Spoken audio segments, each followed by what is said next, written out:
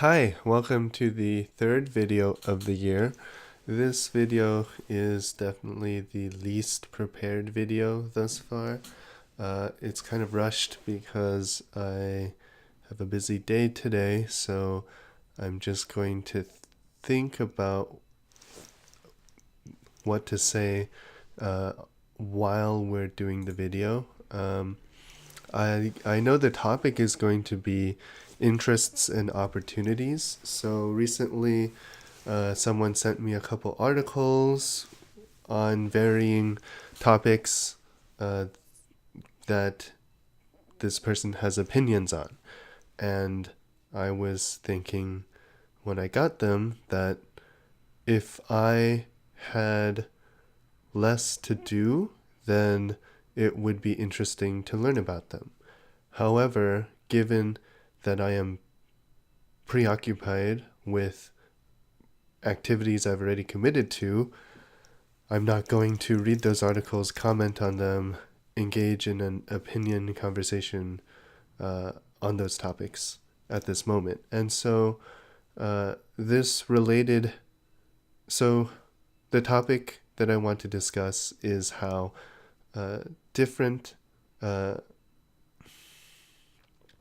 depending on how busy people are, they will respond to different proposals for a relationship differently. So, proposals for relationship activities.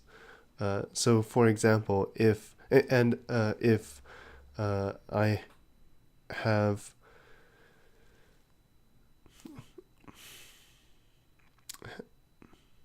okay, that's not really the angle I want to come from. What I want to say is not only about people who are busy, but also people in different stages of their life will be busy with different things. So the simple example is when you're under 18, you're likely to be focused on school, or at least school is one aspect of your identity. So therefore, it is more likely for you to respond to school-related activities when you're under 18 than it is for you to respond to school-related activities when you're 20 to 30 to 40 to 50.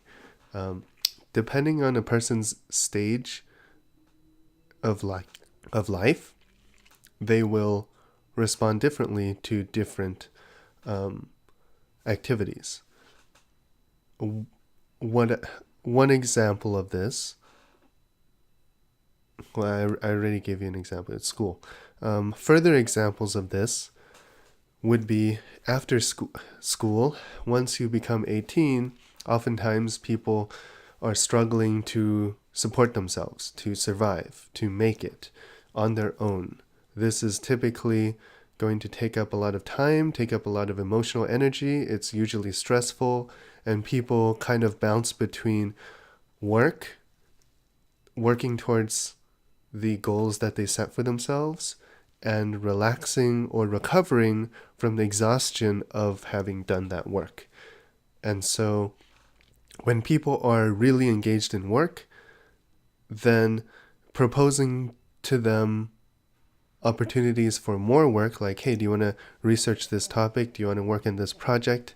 They may be too exhausted and less interested in those kinds of activities.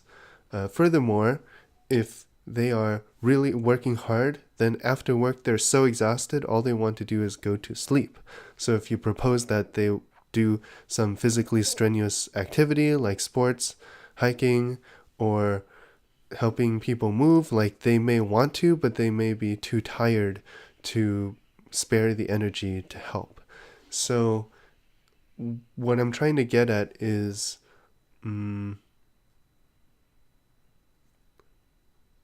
I used to think in terms of activities as independent of the person. So what does that mean? I would think that, like, let's say that I need help moving. Then I would ask for help from different people that I know. Then, depending on whether they help me move, then it's it's one way of seeing how close of a friend you are you willing to help me move? However, I am realizing that people at different stages of their life have different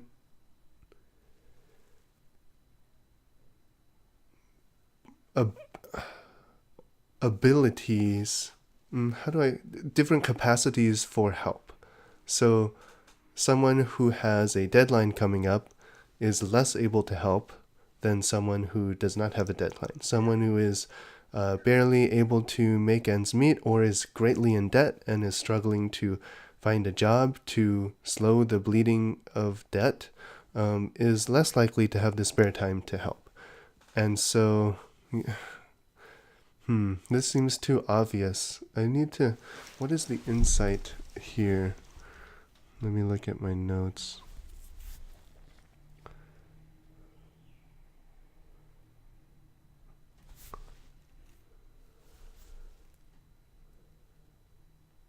I guess it seems like, well, what I have written down is sleep is probably the most important.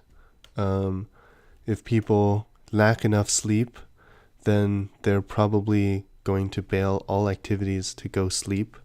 I guess slightly before that is like if they're physically ill and they cannot leave the bed. But other than that, sleep. Then food, if they're starving and they're not about to collapse from sleep deprivation, they'll probably search for food.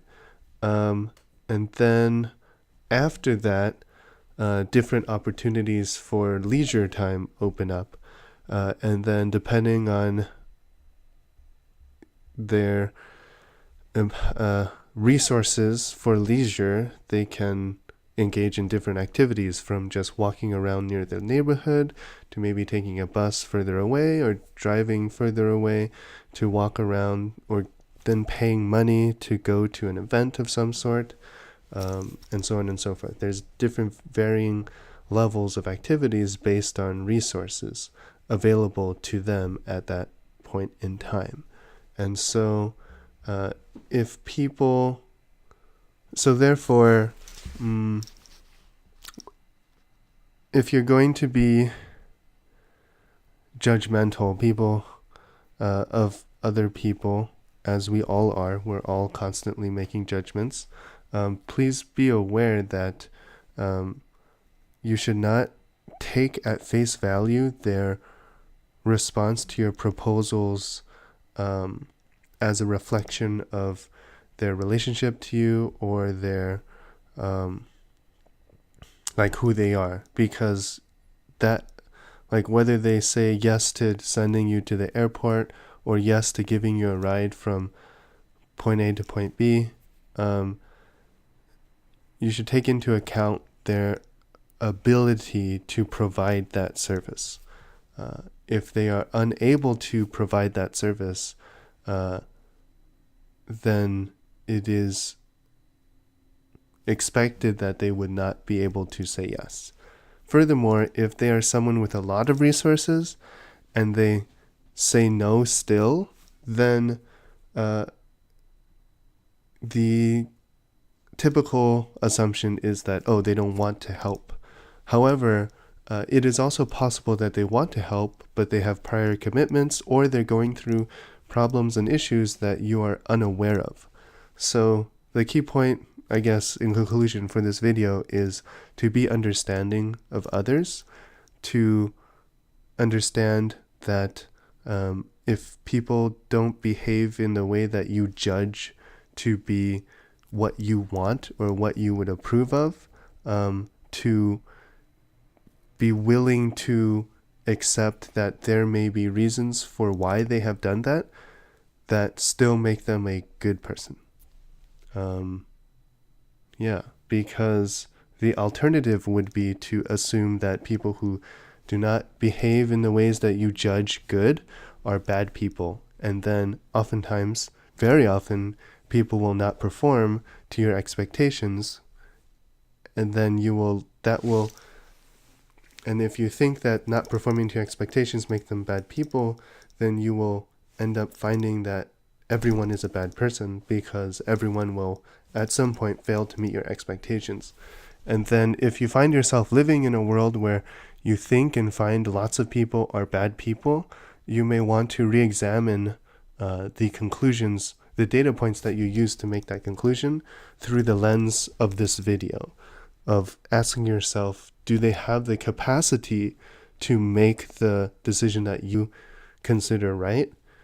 And if they don't, then please forgive them for not being able to perform, and also accept that different people are in different stages of life. Like some people don't choose to be stressed out and unable to provide services and help or participate in activities. Some people don't choose that. And other times, if they do choose that, understand they may have some reasons for doing so. Usually, it's not going to be a personal reason. It's not because of you in particular that they're doing things a certain way. Although that's another longer topic, which is how do you know if this is a one-off thing or if it's a pattern, and if it's a pattern, is it your fault? Yeah, that the brief answer to that one is you want to gather more data points. You want to write down what happened, and the date that it happened, and then over weeks and months and years, you'll have a lot of data points, and then you'll be able to decide whether or not, statistically speaking, it is a pattern or not. And then there are ways to test based on, like the simplest one is just having a conversation with them.